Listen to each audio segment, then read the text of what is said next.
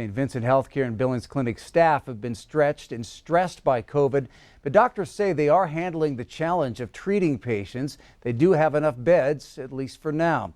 Q2's David J. has more from the hospitals. Here at Billings Clinic and over at St. Vincent Healthcare, they're seeing an increase in COVID-19 cases. We had a chance to talk with doctors from both hospitals about how that challenge is going in treating patients.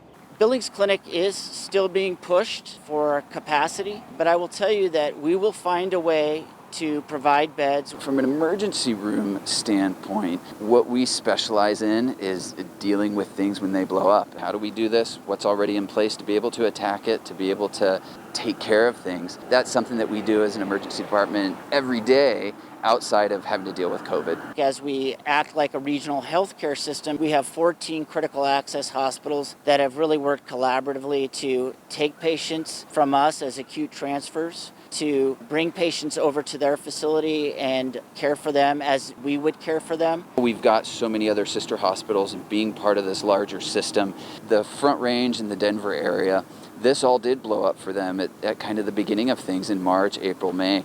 And so being able to use their experience here locally has been huge. Please use every measure possible to avoid getting exposed to COVID. The mask wearing and the distancing and the duration and the density of the people that you're in, so that we can start to reflatten this curve a little bit, so that the people who need to come to the emergency department that don't have COVID, that we've got those resources to be able to take care of those people. The doctors say it's important to follow the protocols, not just for COVID patients, but for everyone who visits the hospital. Russ?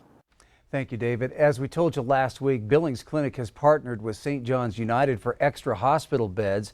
St. Vincent Healthcare still has enough beds in the hospital, they say.